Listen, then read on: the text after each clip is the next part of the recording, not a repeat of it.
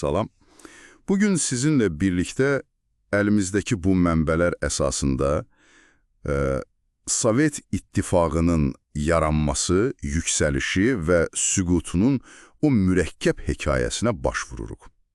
Çar Rusiyasının son günlərindən tutmuş, bilirsiniz, inqilablar, Lenin, Stalin, sonra da bir imperiyanın dağılmasına qədər. Məqsəd bu hadisələri anlamaqdır. Başlayaq elə isə. Bu materiallar deməli 20-ci əsrin bəlkə də ən təsirli dövrlərindən birini açır qarşımıza. Amma hər şey birdən olmadı, əlbəttə. Mənbələr vurğuluyur ki, məsələn 1905-ci il hadisələri, o məşhur Qanlı Bazar. Bax, o, sonraki inqilablar üçün bir növ qığılcım oldu. Çar rejiminin zəifləməsi, sonra Birinci Dünya müharibəsi, bunlar hamısı 1917-ci ilə gətirib çıxardı yəni. Bəli, fevral inqilabı ilə çar gedir, amma əsas dönüş oktyabrda olur. Bolşeviklər və Lenin hakimiyyətə gəlir. Mənbələrdə o da var ki, Lenin Almaniyanın köməyi ilə qayıdır İsveçrədən. Bu, onun üçün tarixi bir an idi. Tamamilə. Baxın, süf, torpaq, çörək, şüarları çox cəlb edici idi kütlələr üçün. Amma sonra vətəndaş müharibəsi başladı, ölkə xaosa sürükləndi. Və bu zaman çox maraqlıdır, yeni iqtisadi siyasətə, NEP-ə keçirlər. Bu, əslən, marksizmə biraz zidd deyildimi? Düzdür, ziddiyyətli görünürdü. Kiçik özəl biznesə, kəndlinin öz məhsulunu satmasına icazə verildi. Müvəqqəti bir şeydir əlbəttə. İqtisadiyyatı xilas etmək üçün bir addım. Amma Leninin 1924-də ölümü hər şeyi dəyişdi. Hakimiyyət uğrunda çox sərt mübarizə başladı və Stalin, Trotski kimi rəqiblərini üstələyərək partiyanın baş katibi vəzifəsindən istifadə edib bütün gücü əlinə aldı. Mənbələrdə Leninin Stalin haqqında o xəbərdarlığı çox kobuddur da qeyd olunur deyəsən, amma gizlədilib. Bəli, o məsələ var. Deyilənə görə partiya içində bunu çox da qabartmadılar. Və beləcə Stalinin dövrü başlayır. Sizin mənbələrdə bu necə təsvir olunur? Sürətli sənayələşmə, 5 illik planlar. Bir tərəfdən bunlar var, sənayələşmə, nəhəng tikintilər, amma digər tərəfdən məcburi kollektivləşdirmə. Kolxozlar, sovxozlar. Bu nə demək idi tam olaraq kəndlilər üçün? Yəni, kəndlilərin torpaqları əmlaki əllərindən alınıb, belə deyək, dövlət nəzarətindəki o kollektiv təsərrüfatlarda birləşdirilirdi, kolxozlarda və ya tamamilə dövlətə məxsus sovxozlarda. Bu, çox böyük müqavimətlə qarşılandı və faciəvi nəticələr oldu.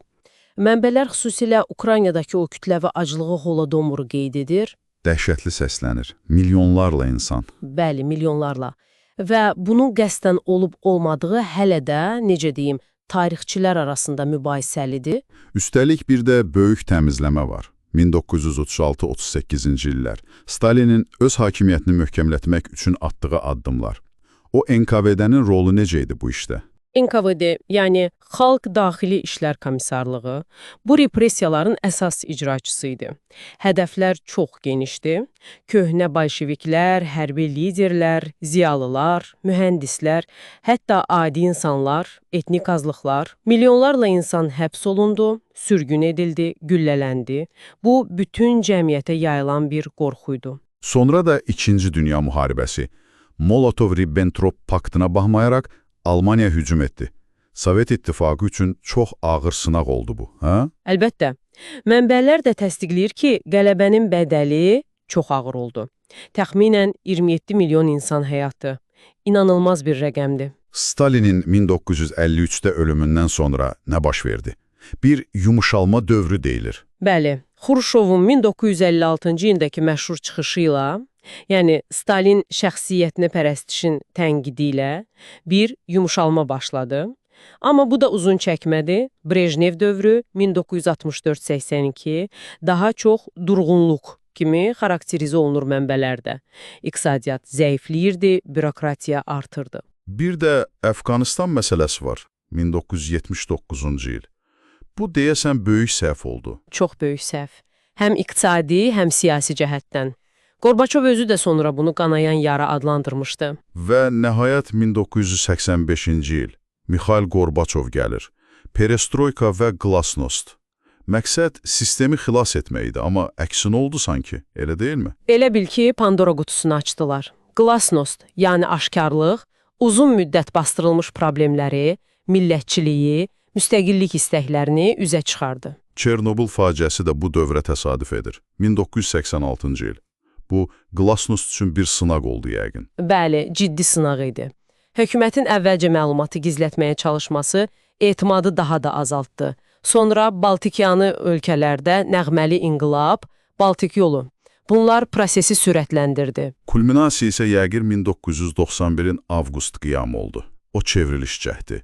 Mənbələrdə Yelçinin rolu necə göstərilir? Avqust qiyamının uğursuzluğu əslində Sovet İttifaqının sonunu gətirdi. Yeltsinin o tankın üstündəki çıxışı onu qəhrəmana çevirdi. Qorbaçovun və Kommunist Partiyasının nüfuzu isə demək olar ki, yox oldu. Bundan cəmi bir neçə ay sonra dekabrda Rusiya, Ukrayna, Belarus liderləri Belavej razılaşmasını imzaladılar və Sovet İttifaqı rəsmən ləğv edildi.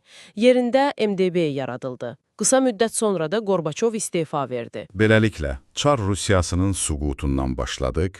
İnqilablar, Lenin, Stalinin o ziddiyyətli mirası, müharibə, durğunluq və sonda islahat cəhdləri ilə bir imperiyanın sonu. Bütün bu mənbələr əsasında əsas nəticə nədir? Niyə dağıldı bu sistem? Yəni, baxın, tək bir səbəb demək çətindir.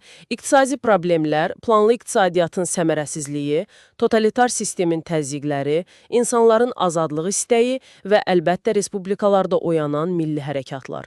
Hamısı birlikdə rol oynadı. Onda sizin üçün, dinləyicilərimiz üçün belə bir sual qoyaq ortaya.